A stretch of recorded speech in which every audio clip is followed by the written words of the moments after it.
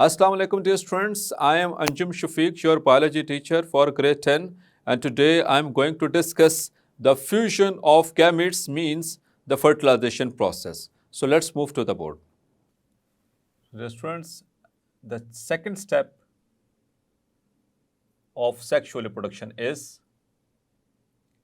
the fusion of gametes.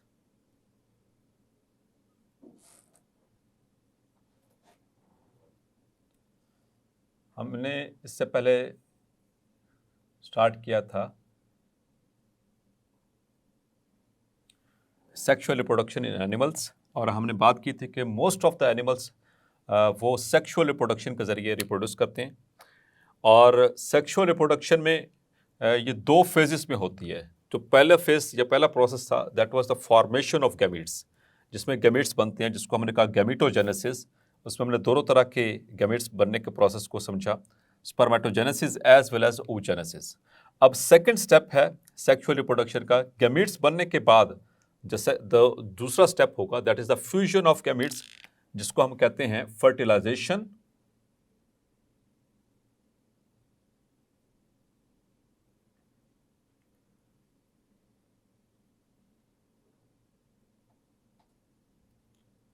Or it is also called as syngamy.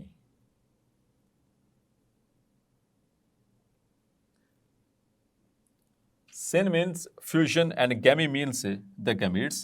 So it is the fusion or union of gametes. So fertilization, the process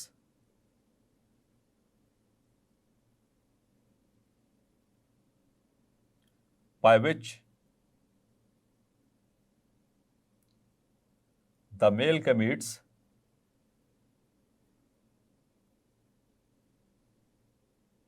means the sperms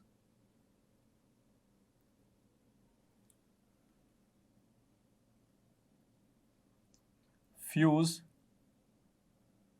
with the female gametes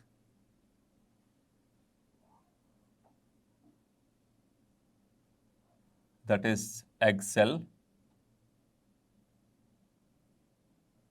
to form diploid zygote.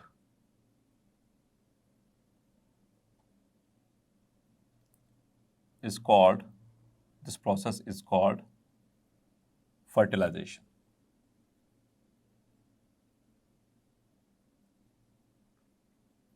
Dear students, the fertilization, it occurs through two steps or by two mechanisms.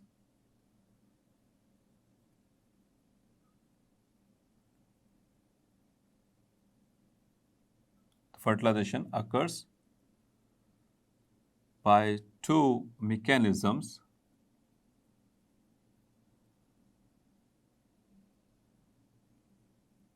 That is, number one, external fertilization,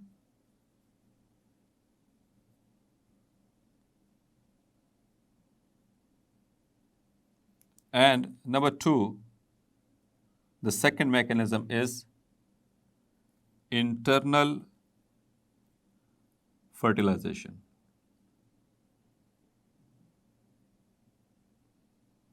इनको हम types भी कह सकते हैं fertilization की, और basically these are the two mechanisms in which the animals use to fertilize their gametes.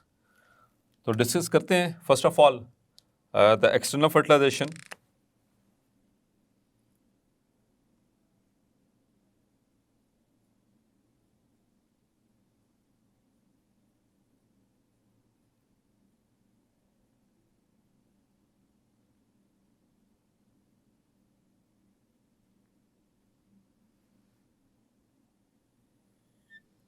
So dear students, इसके नाम से जाहिर है कि यहाँ पर जो फर्टिलाइजेशन है वो हमेशा बॉडी के बाहर होगी।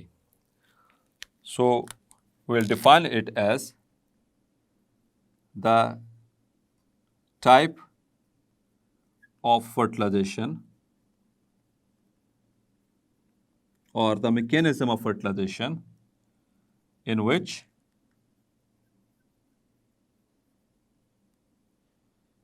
the fusion of gametes, that is fertilization,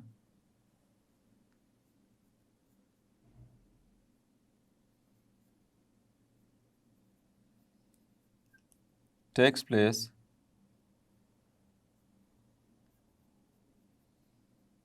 outside the body. और स्टूडेंट्स याद रखना है कि इस तरह की जो फर्टिलाइजेशन है मोस्टली एक्वेटिक एनिमल्स और मोस्टली यानी कि एक्वेटिक एनवायरनमेंट के अंदर होगी। चूँकि वो थोड़ा सा डेंस मीडियम है तो वहाँ पर एक्सटर्नल फर्टिलाइजेशन के चांसेस ज़्यादा बेटर होते हैं। सो एक्सटर्नल फर्टिलाइजेशन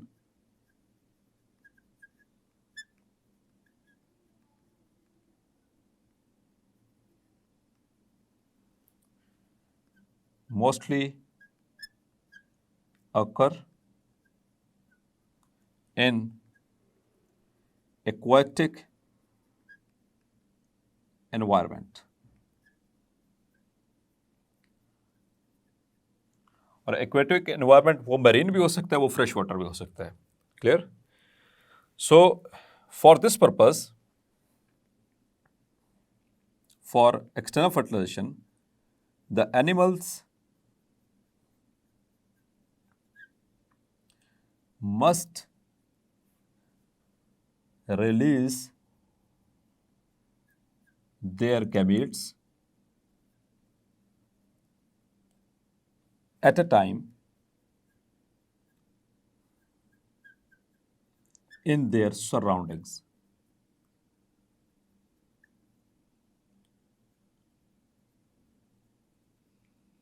उसकी क्या रीज़न है? क्योंकि बैक वक्त अगर रिलीज होंगे उनके स्पर्म्स और एग सेल्स तो तभी वो फर्टिलाइजेशन के चांसेस ज़्यादा हो सकते हैं। अदरवाइज लेट्स सपोज के देयर इज़ अ फिश जो कि एक्वेटिक एनवायरनमेंट में रह रही है, she has release the egg cells और उसके कई घंटों के बाद जाकर अगर उसकी विसिनिटी के अंदर जो मेल है वो स्पर्म्स को रिलीज करता है, तो पॉसिबिलिटी है एक तो जो वाटर करंट्स हैं यानी जो वेव्स हैं वो उनको बहा के कहीं दूर ले जाए, या सबसे बड़ा खतरा वहां पर मौजूद होता है प्रेडेटर्स का। सो जो प्रेडेटर्स हैं वो उन एग सेल्स को खा सकते हैं।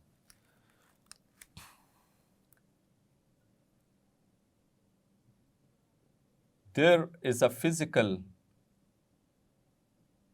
Danger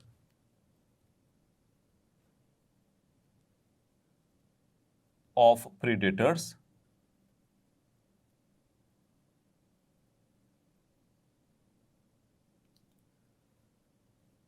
which may eat the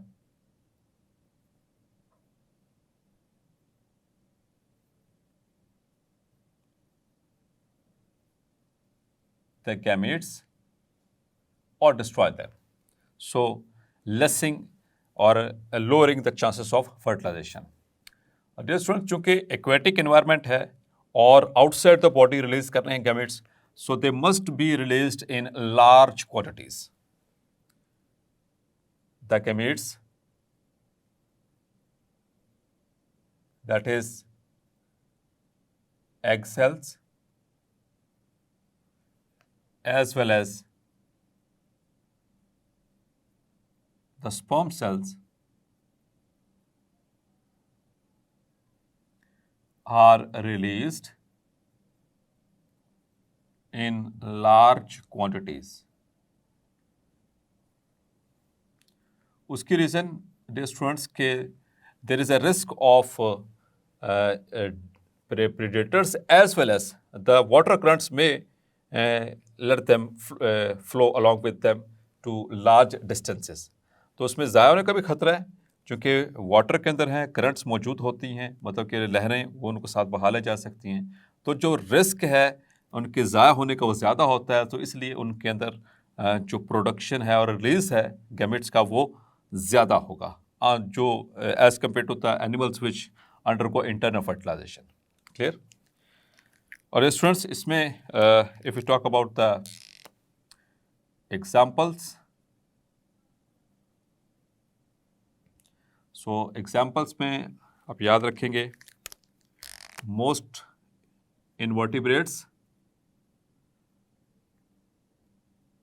और होपफुली अब तक आपको सबको ये टिप्स पर याद होगा इनवर्टिब्रेट्स और वर्टिब्रेट्स क्या होते हैं। फिर एक दफ़ा रिवाइज करवा देता हूँ। इनवर्टिब्रेट्स ऐसे एनिमल्स को कहा जाता है जिनकी बैक बोन नहीं होती, जिनके रीढ़ की हड्डी नहीं होती, हमारे जो स्पाइन जिसको कहते हैं उनको इनवर्टिब्रेट्स कहा जाता है। और ऐसे तमाम एनिमल्स जिनमें रीढ़ की हड्डी मौजूद है यानी कि बैक बोन मौजूद होती है उनको वर्टिब्रेट्स कहा जाता है। तो मोस्ट वर्टिब्रेट्स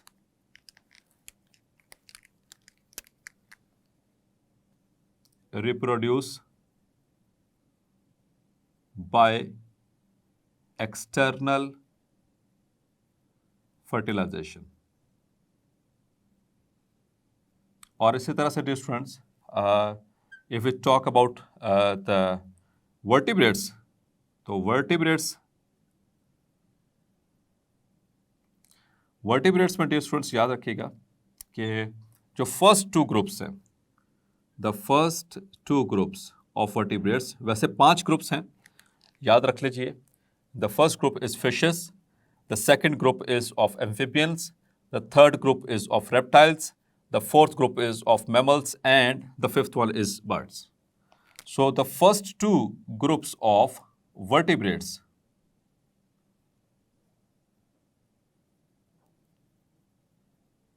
अभी आपको मैंने बताया वो कौन कौन से हैं। That is the fishes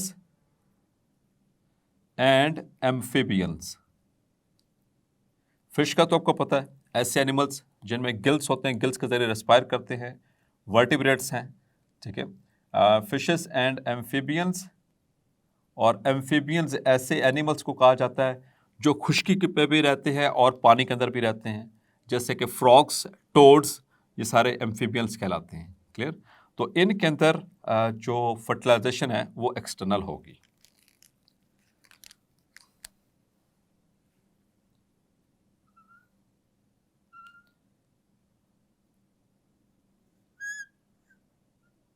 So if it comes in long question, you can make the diagram, because diagram it carries the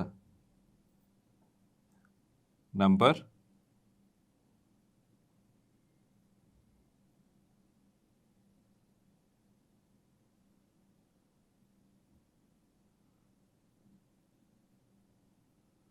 So these are 2 fishes. One is releasing the egg cells. This is aquatic plant. And the other one is releasing the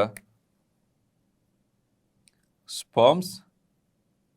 So here the fertilization can occur in the aquatic environment. Clear?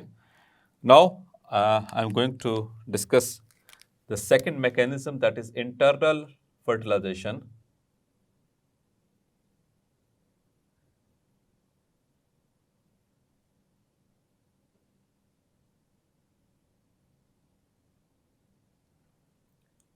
So as the name indicates, internal. So this is the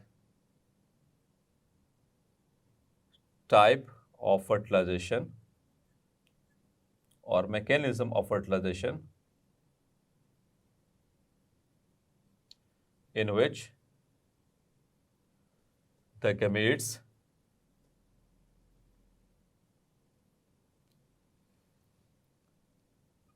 fertilize or fuse within the body of female.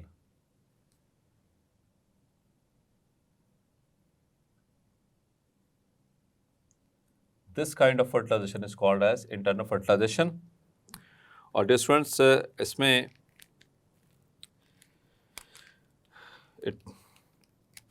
हमारे पास 3 groups हैं। The internal fertilization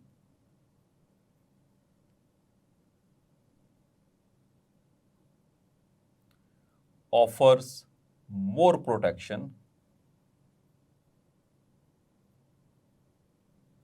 to the embryo which is developing, और यहाँ पर in case of examples की पहले बात कर लेता हूँ, फिर आगे मज़ीद समझाता हूँ। एग्जाम्पल्स में दो तरह के हमारे पास ग्रुप्स हैं, जिसमें इंटरनल फर्टिलाइजेशन होगी।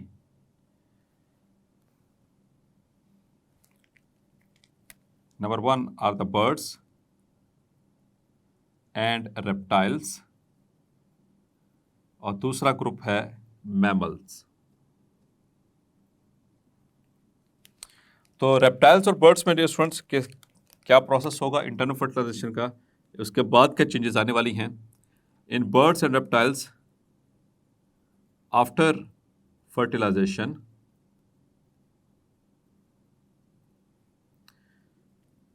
the zygote along with nutrients is enclosed in a hard calcareous means made up of calcium. So in a hard calcareous shell called egg.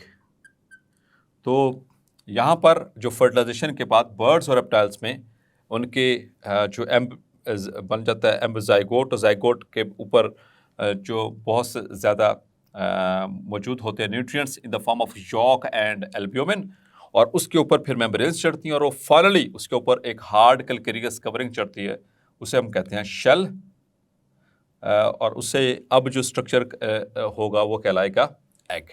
Clear? And the egg is laid outside the body and development proceeds externally.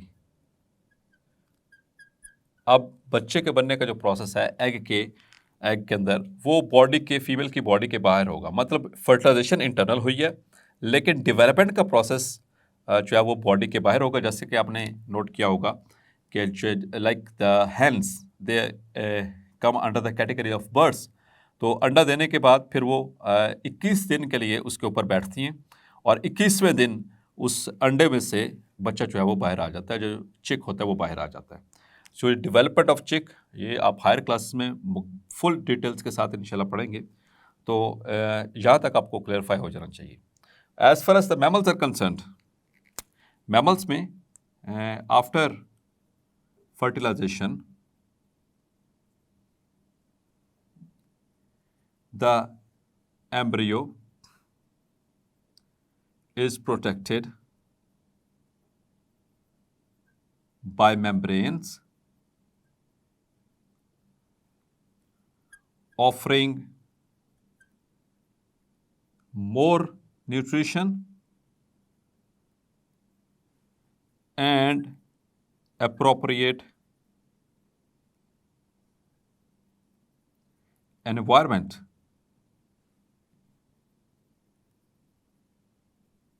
for growth.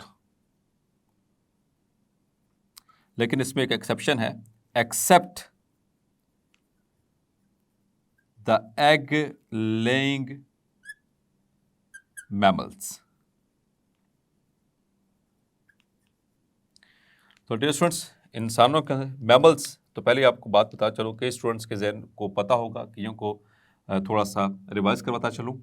Mammals ऐसे vertebrate animals को कहा जाता है जिसमें जो उनकी females होती हैं वो अपने नौ मौलूद बच्चों को, पैदा होने वाले बच्चों को ब्रेस्ट मिल्क पे फीड कराएं। ऐसे तमाम एनिमल्स को कहा जाता है mammals. Clear? Mammal is from mammary gland, जो ब्रेस्ट ग्लैंड होता है उसको मेमरी ग्लैंड कहा जाता है, तो वहीं से है मैमल, जिनके अंदर ये मेमरी ग्लैंड होगा उन्हें कहेंगे मैमल्स। और अपने पैदा होने वाले बच्चों को वो ब्रेस्ट मिल्क पे फीड करवाती हैं, so they are the mammals.